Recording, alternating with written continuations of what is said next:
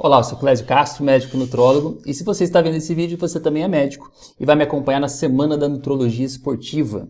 Cada dia um vídeo, esse aqui é o primeiro vídeo onde a gente vai discutir o que todo médico deve fazer pelo paciente atleta. Você deve estar pensando, por que a gente vai falar desse tema no final do ano? Muitos pacientes estão fazendo as resoluções do ano novo, as promessas, e muitas dessas resoluções incluem uma atividade física, incluem uma qualidade de vida melhor, inclui as dietas também, mas inclui mudança de estilo de vida. E por que não a gente não colocar para o médico, o ano que vem, ter um olhar para a atividade física, ter um olhar para o paciente atleta?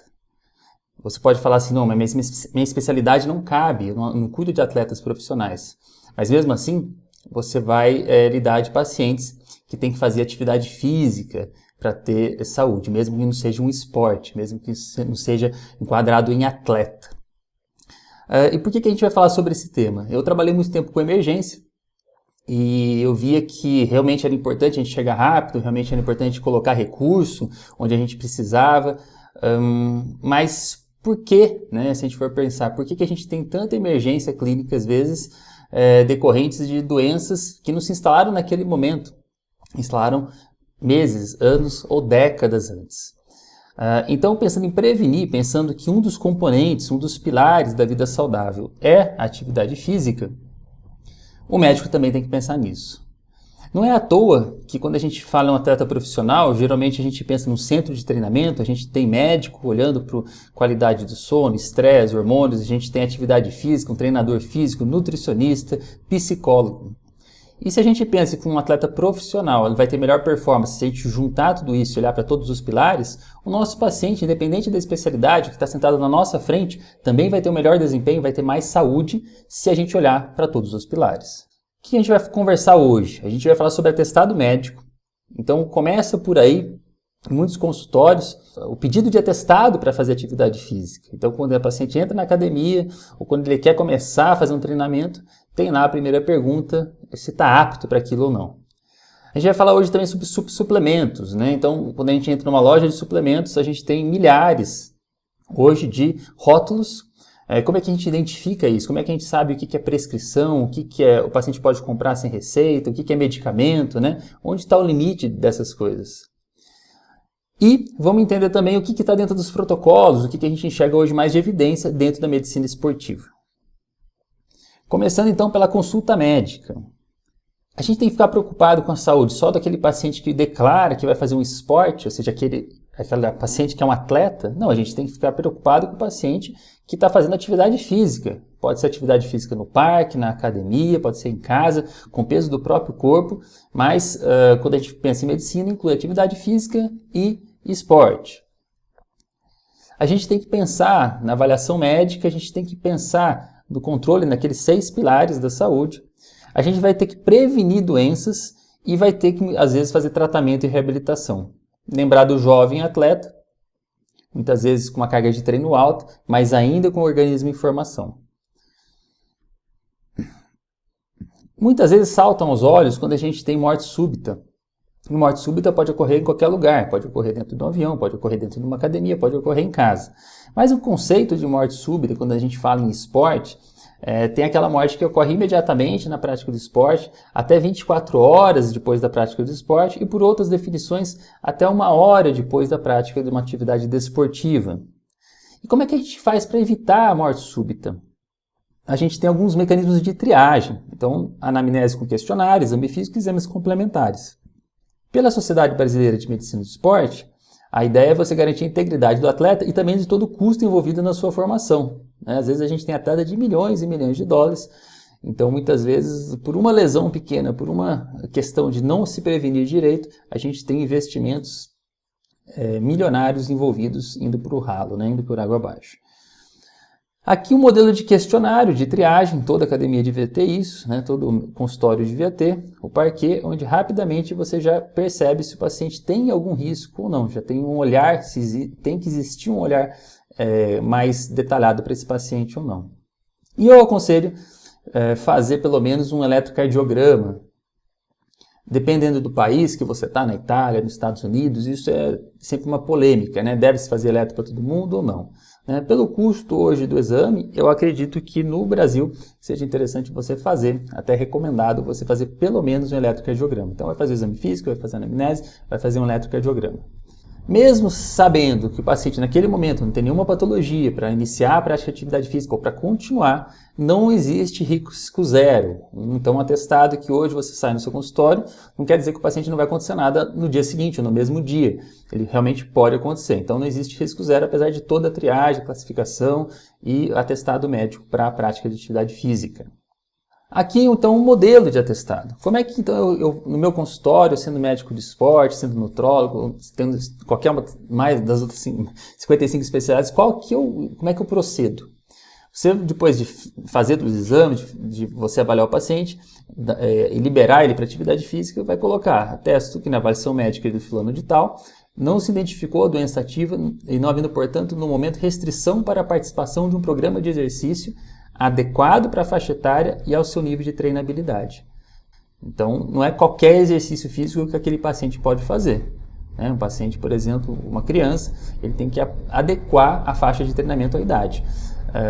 A mesma coisa a intensidade. O paciente que está começando a fazer atividade física e era sedentário, não vai fazer a mesma atividade física de um atleta profissional que está há 10 anos em treinamento. Então, esses são os cuidados que a gente tem que ter para o atestado médico. Pacientes com patologias graves podem fazer atividade física? Podem, mas aí a gente tem que fazer adaptação. Então, um pós-infartado, ele pode fazer atividade física? Deve, mas lógico, aí dentro de um centro especializado para isso. Onde a gente tem carrinho de parada, a gente tem o cardiologista, a gente tem enfermagem, a gente tem recurso para que ele possa fazer atividade física e se reabilitar rapidamente. Então, não é proibição de atividade física patologias, mas sim adequação a essas patologias. Aqui um atestado modelo para quem não tem nenhuma patologia.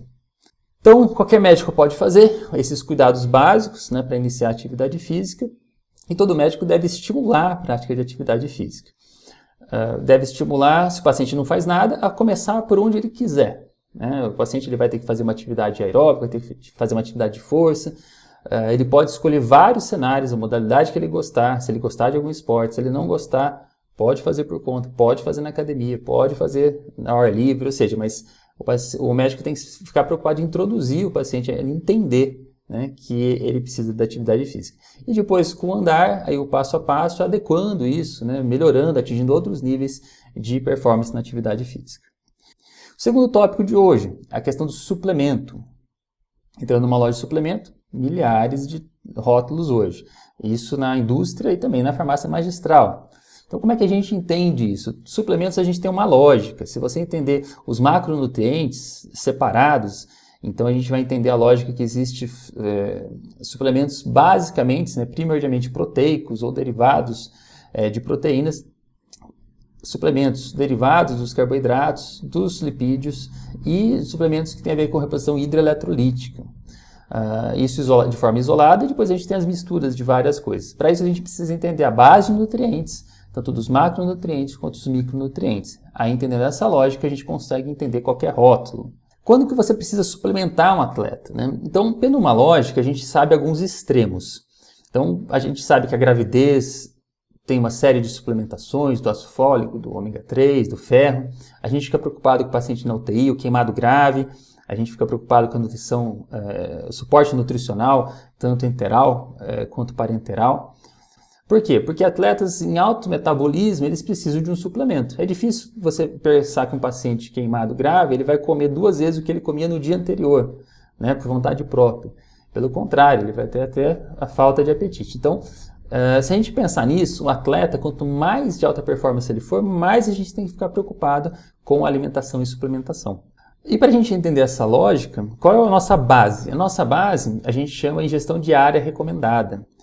Então lá atrás, menos de um século atrás, na época lá da Primeira e Segunda Guerra, começaram a pensar nisso. Quanto que precisa um ser humano para se alimentar de uma forma mediana? Isso tudo pensando na lógica da alimentação, ou seja, você precisa ter uma quantidade adequada de alimentação, uma qualidade, então tem que ter uma distribuição de alimentos para que seja equilibrado. Você precisa ter uma razão, uma relação entre os nutrientes adequada e você precisa também adequar a alimentação à fase da vida, à atividade física, ao nível de treinamento. Então, Pedro Escudeiro, a partir dessas 4 leis, ele meio que condensou, ele meio que harmonizou o cuidado que a gente tem que ter com a nutrição do paciente. Então, a gente não pode pensar só no total calórico, a gente tem que pensar na qualidade dos alimentos, na relação entre os nutrientes e também a adequação para aquele paciente. Pensando nisso, a gente imagina lá na guerra quanto que os soldados precisariam comer. Então, num raciocínio paralelo, durante a Segunda Guerra Mundial, pensou-se, tá, quanto que eu preciso de mínimo para alimentar aqueles soldados? E os primeiros números que chegaram nessas pesquisas, né, de nutrientes, a gente chegou em uma média de quanto que precisava para alimentar a média o soldado. Todos esses números, a gente tem uma referência muito grande no mundo, no Institute of Medicine, que hoje é o antigo, né, Institute of Medicine, que hoje é o National Academies.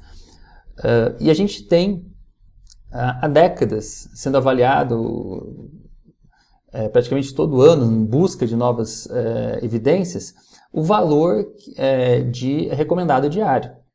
Como é que funciona essa ingestão recomendada diária? Ela se baseia primeiro em indivíduos saudáveis, então não é aquele superatleta nem aquele paciente que está na UTI. Vai basear em indivíduos saudáveis. E tem várias, se quiser baixar e entrar na National Academy, a gente tem vários modelos aqui, vários estudos de vários nutrientes e chegando às conclusões do valor recomendado para cada nutriente baseado em estudos. O primeiro estudo que se fizeram lá na época da Segunda Guerra era a necessidade média estimada. O que era isso? Era uma necessidade de nutrientes que precisaria para nutrir metade da população estudada. Então esse foi o primeiro valor que se chegaram à conclusão. E isso não serve, lógico, se a gente quiser nutrir todos os pacientes ou a maioria, mas é o primeiro valor, necessidade média estimada. A partir desse valor, então um valor que você consegue atingir 50% da população, ok, a necessidade está atendida, se baseou, acima desse valor se baseou para a gente fazer o RDA, que é Ingestão Dietética Recomendada. O que é o RDA? Então aqui a tabela do valor médio, né, que você precisa para cada faixa etária para nutrir metade de uma população.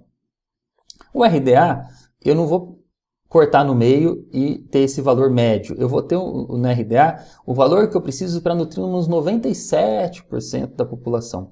Ou seja, eu pulo 2 desvios padrões para eu atingir um valor que seja adequado para nutrir 97% da população.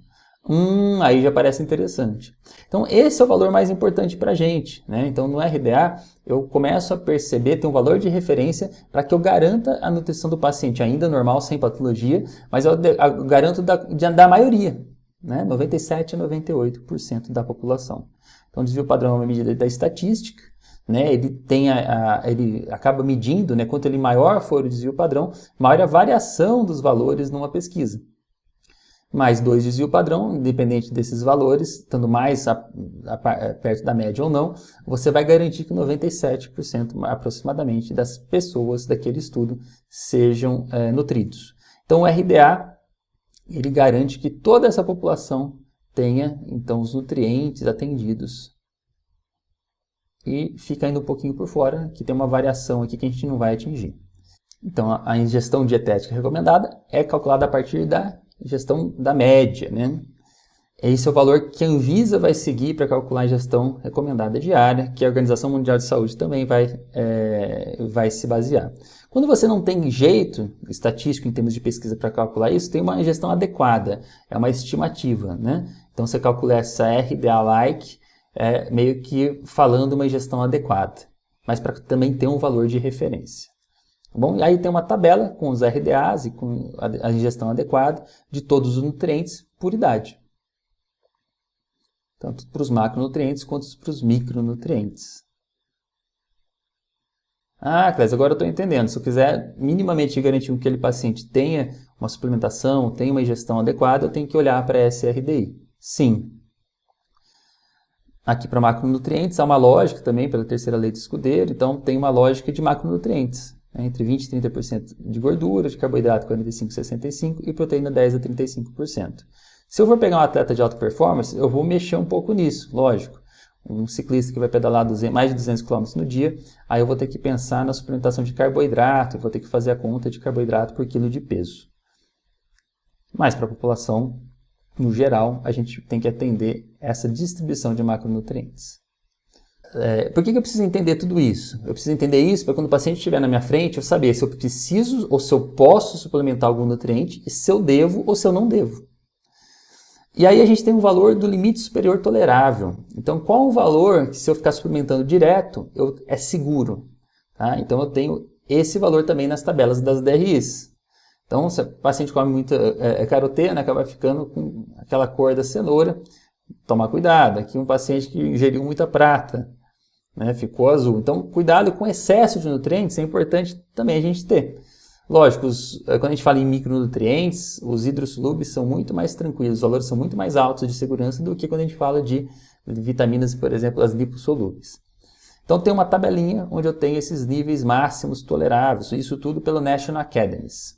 Se eu quiser calcular o tanto de nutrientes que eu tenho para cada paciente, pensando no peso, na idade, no sexo, na altura, peso, eu tenho uma calculadora lá na National Academies que eu acabo tendo, então, tudo que o paciente tem que ter no dia para estar nutrido.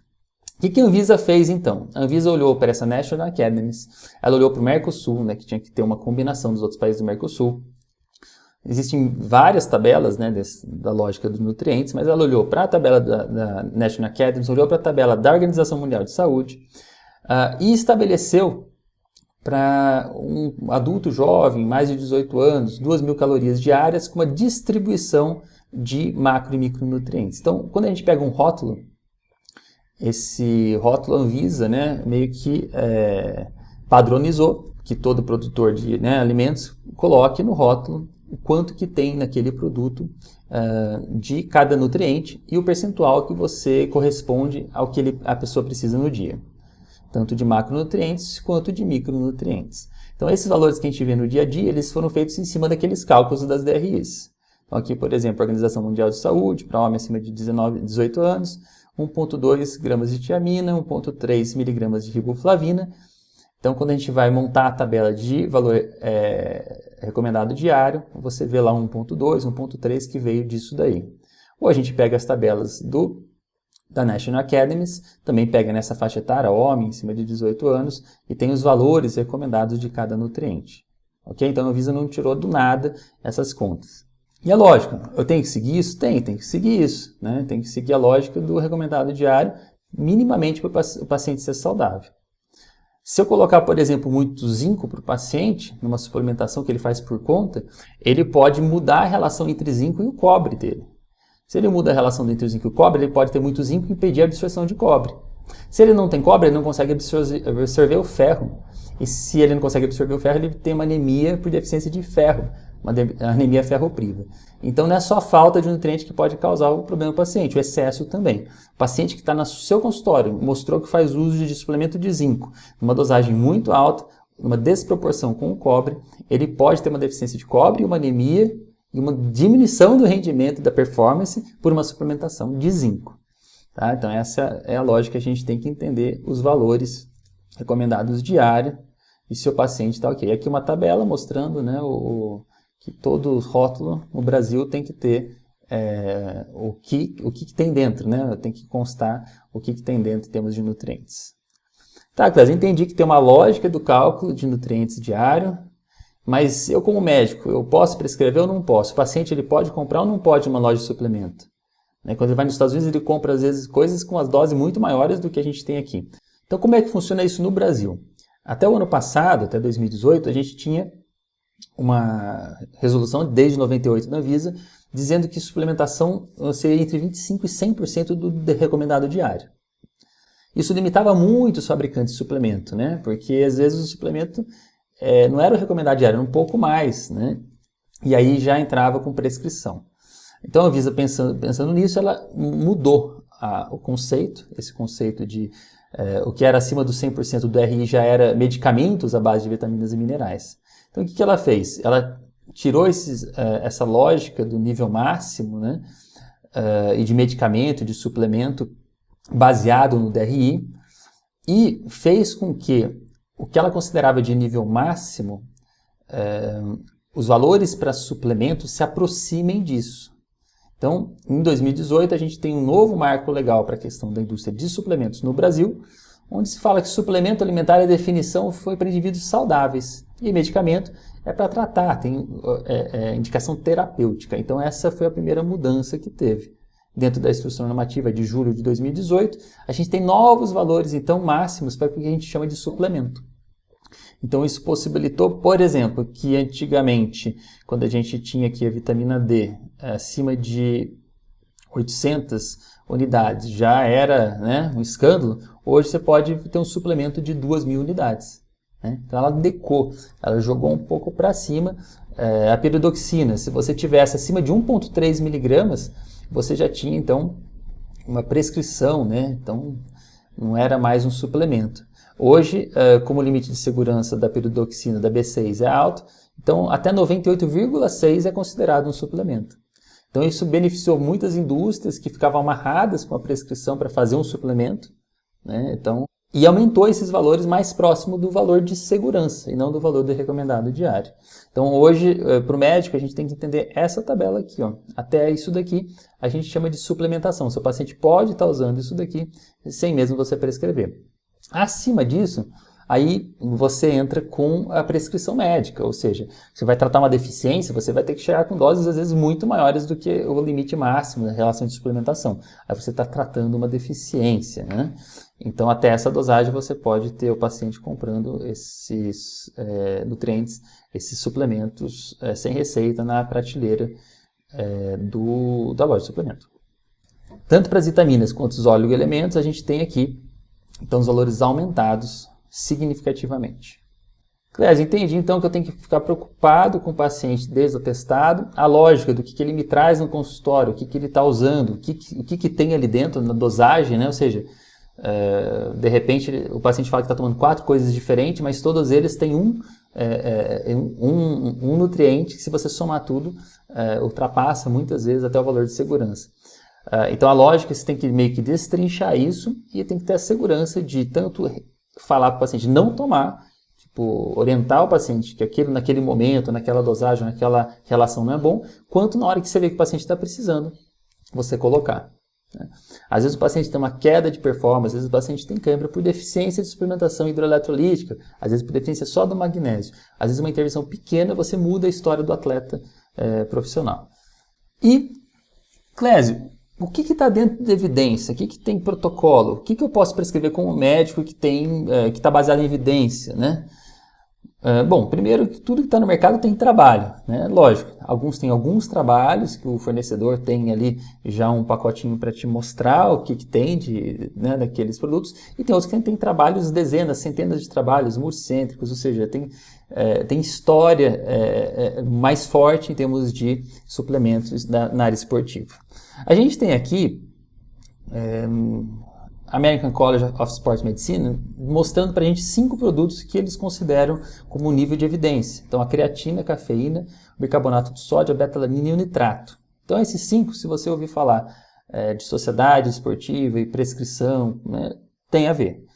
Então, esses 5 aqui. A creatina é interessante para o atleta quando a gente olha para a fisiologia da produção de energia. Então, para o atleta de explosão, quando a gente pensa na corrida dos 100 metros, o ATP, a fosfocreatina, é onde se tira rápido energia. Essas ligações de fósforo são o primeiro lugar onde a gente vai obter energia. Então, se a gente aumentar a creatina de um paciente, se você saturar a célula com a creatina, você aumenta essa energia rápida. A creatina tem lá na carne, então um homem adulto ele precisa cerca de 1 grama de creatina por dia, e se eu suplementar uma dose maior, cerca de 5 gramas por dia, eu vou saturar a célula de creatina e vou ter mais energia, essa energia da explosão, essa energia rápida. Então, para os esportes de explosão, tem um benefício muito grande. Se eu fosse falar para o paciente, então coma mais carne, ele fosse suplementar 5 gramas de creatina, ele ia ter que comer 1 quilo de carne a mais, né? Não do que ele come.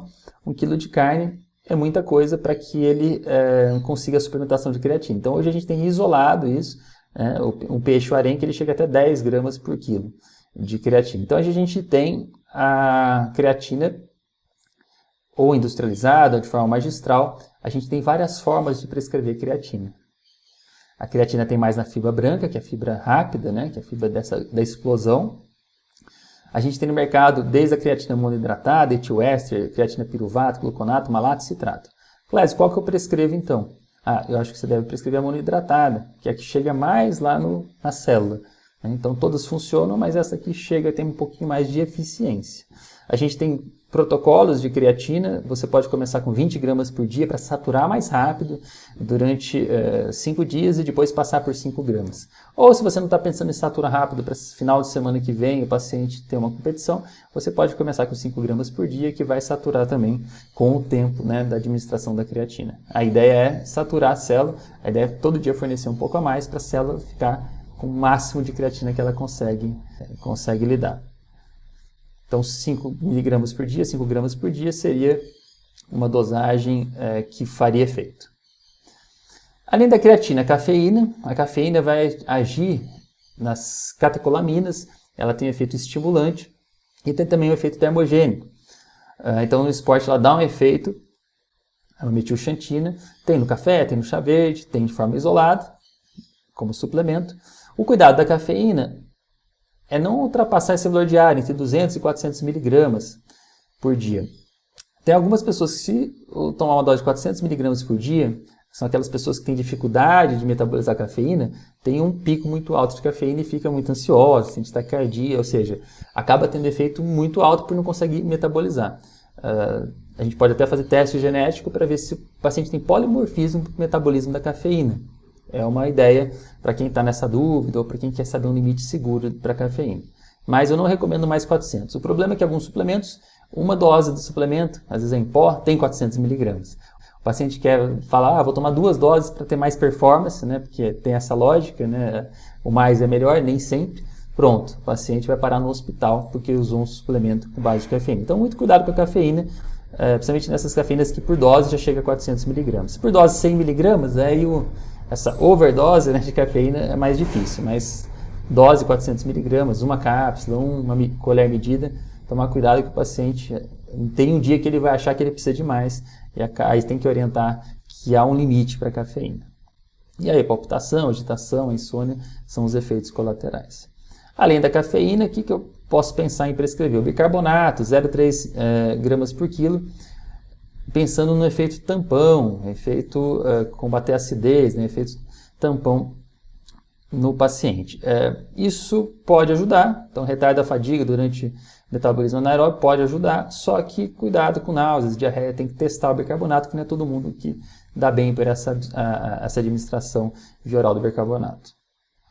A beta-alanina, ela entra num efeito tampão no que a gente chama de beta-alanilhistidina ou a carnosina. Então, se a gente suplementa a beta-alanina, né, a beta-alanina é uma alanina que tem nitrogênio no carbono beta, por isso que ela chama beta-alanina.